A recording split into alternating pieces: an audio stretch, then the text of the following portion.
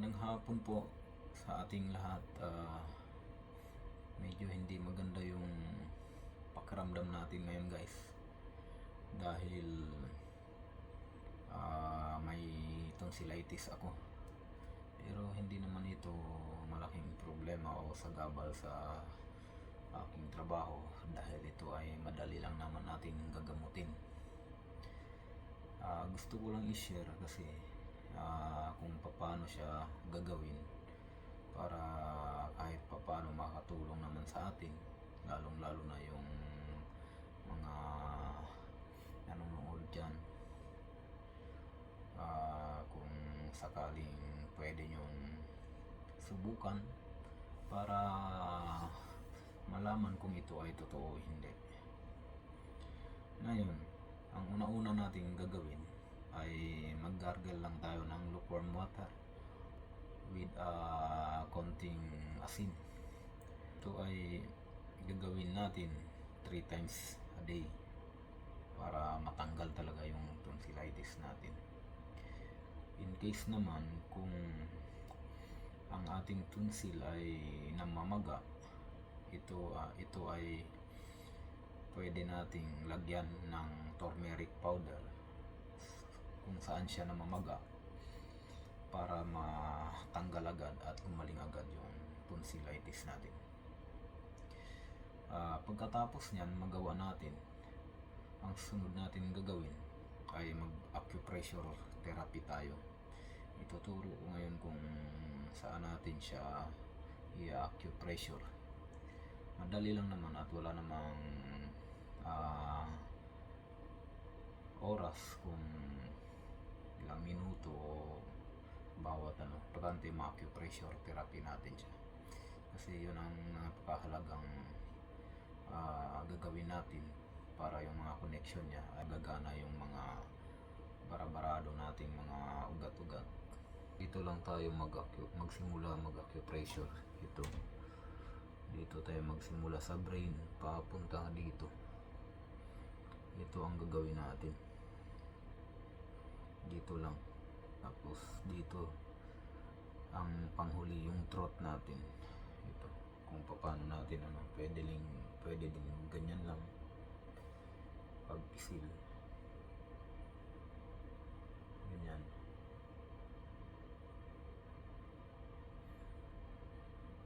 Ito ang pinakahuli. Pwede rin natin kung dito tayo magsimula sa brain.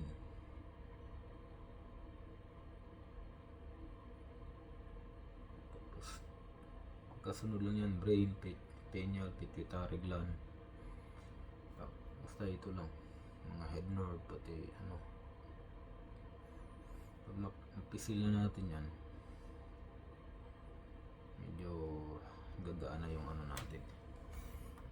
Ganon din dito sa kabila. Ganyan lang, kahit ganito, kung ikaw lang mag-isa, ganito. Ayan dito. Ito, tapos ganito.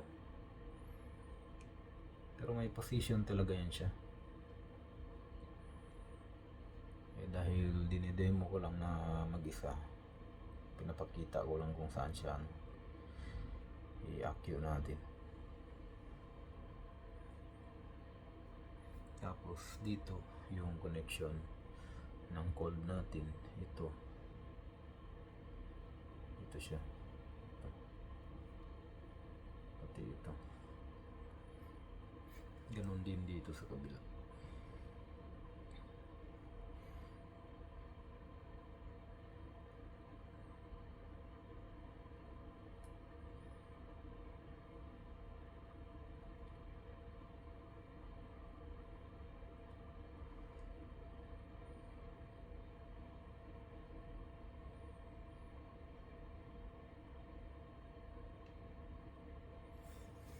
Pagkatapos nito, ituturo ko kung paano ilagay yung turmeric powder sa ating tonsillitis. Medyo nakakasuka o nakakaduwal kasi ipapasok natin yung daliri natin, pero ang importante matanggal ka agad siya. Kahit 2 beses lang natin ilagay, matik yan, matanggal yung tonsillitis natin. Ayan, kukuha muna ako ng turmeric powder at ipapakita ko kung paano natin ilagay.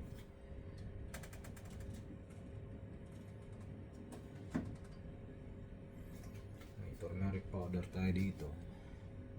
Ito ay original galing sa kaibigan natin. Galing pa to ng India. Ito ay napaka-halaga at maraming benepisyo sa ating katawan. Pero ang ituturo ko lang ngayon ay tungkol sa tonsil. Paduhin natin na malinis ang ating daliri kasi ipapasok natin dito sa ating ngala-ngala.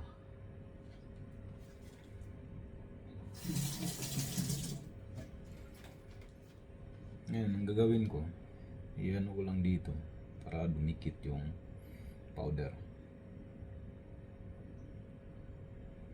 Gaya nito. Kasi ipapasok ko dito. Kasi ito lang ang paraan para gumaling kaagad yung tonsillitis ko. Medyo nakakaduwal at nakakasuka, pero di bali, ang importante gagaling yung tonsil ko at makapasok ako bukas na walang sagabal sa aking lalamunan.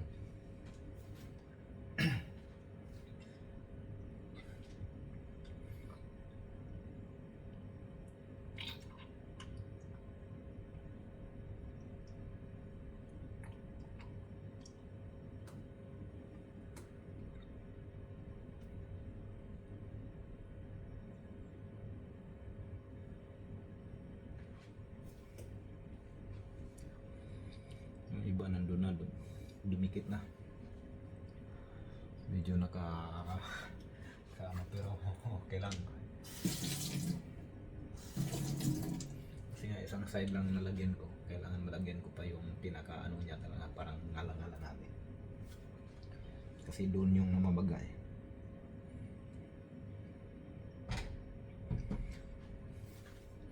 Alawang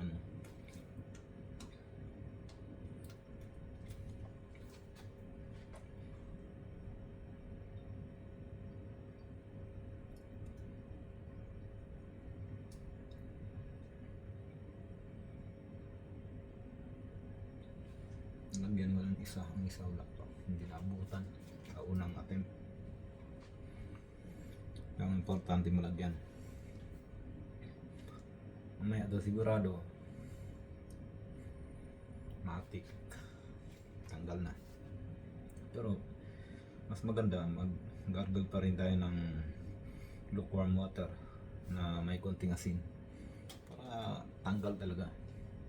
Kung may konti pa man, ulitin natin ulit para wala namang mawala kung ulitin natin ulit.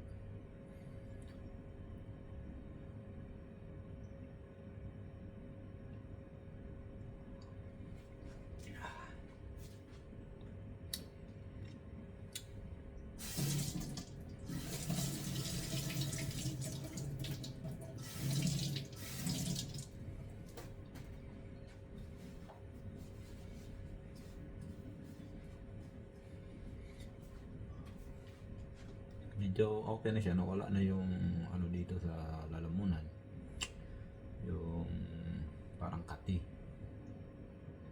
Mamaya relax muna ng konti para iano ko muna para makapenetrate yung turmeric, tapos magtanong na kaagad ako ng asin para maganda yung ano natin.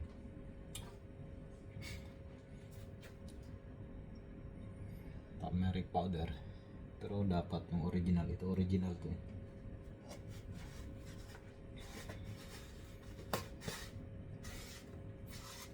Ito ang sikreto natin, turmeric powder.